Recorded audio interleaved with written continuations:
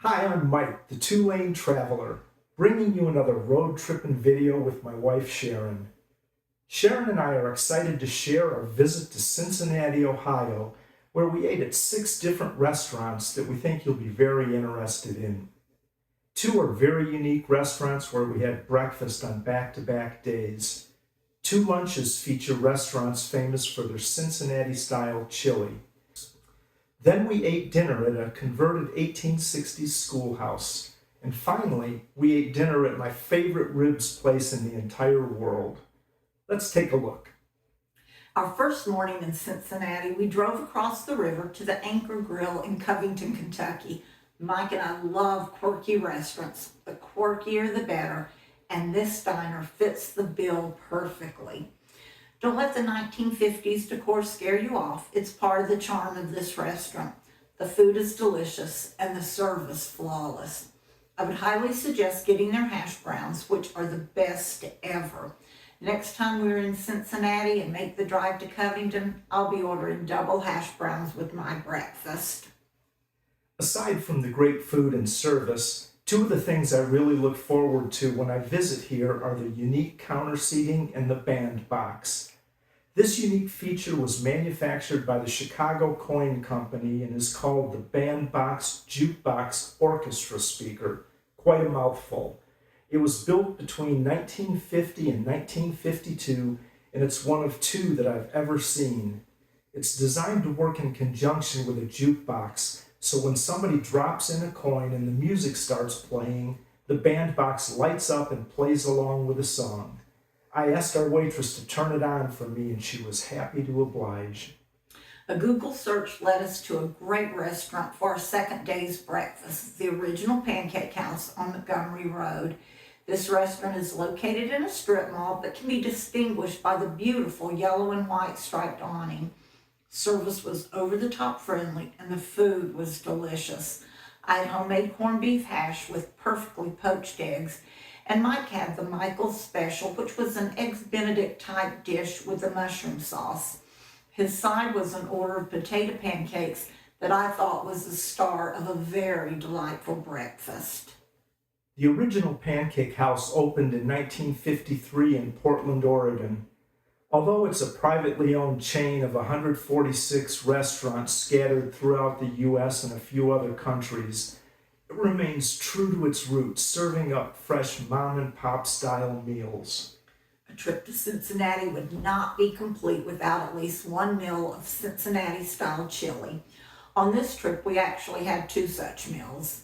Our first chili meal was lunch at Camp Washington Chili. This is our favorite chili restaurant in Cincinnati.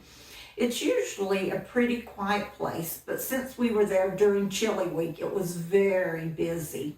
I had a bowl of their delicious chili and a mediocre BLT, and Mike had the 5-way minus the cheese. We shared the only table available with a couple that were strangers to us, but this made for a fun dining experience.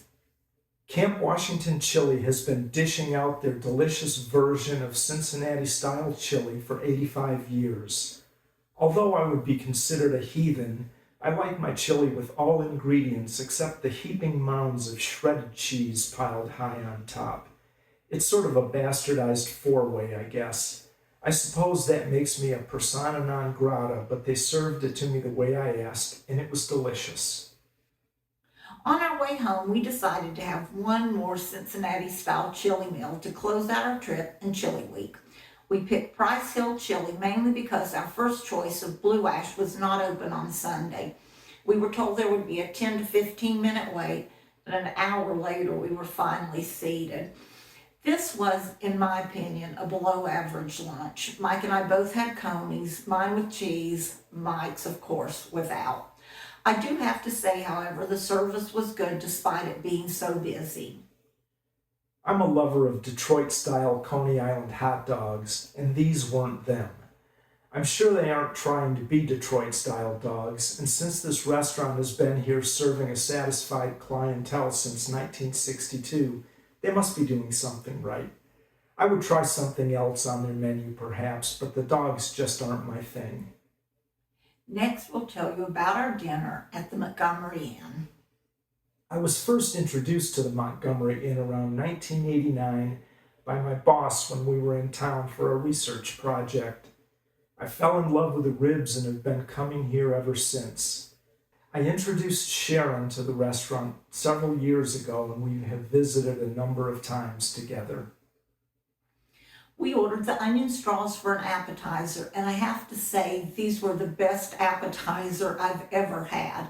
Since we'd just eaten at my favorite rib joint the week before, I ordered salmon instead. It was cooked well, but lacked any seasoning, even though I ordered it blackened.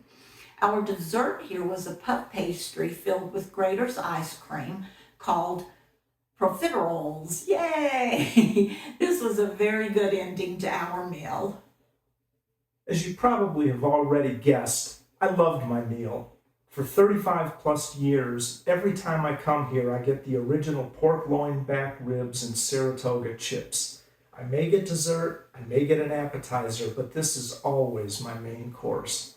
The ribs are fall off the bone fabulous, cooked in the best barbecue sauce I've ever tasted.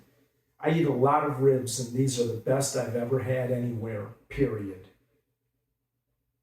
Our other evening meal plans started with a lot of optimism. We went to a restaurant converted from an 1860s schoolhouse named, interestingly enough, the Schoolhouse. I'll let Sharon describe our evening. I'll start with the lobby of this restaurant. It was very small, very crowded, and very cold. There was a small space heater to warm the area, and since I also saw the same type of space heater in the dining room, I'm assuming the Schoolhouse does not have central heat. Service was bad initially, but our service seemed to warm up to us as the evening progressed. Mike and I agree that the food here was just okay, except for the cornbread, which was delicious.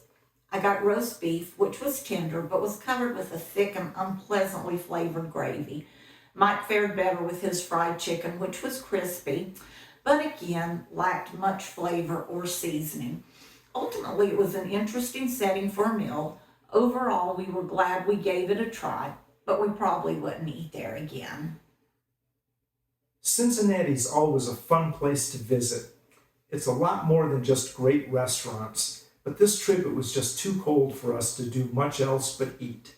Although we did take a visit to the amazing Jungle Jim's International Market, which will appear on next week's video. What are your thoughts? Are there other great restaurants we need to visit next time? Share your thoughts in the comments section below and we'll be sure to respond. If you enjoyed the video, we'd appreciate it if you'd click the thumbs up and subscribe buttons. Thanks for watching.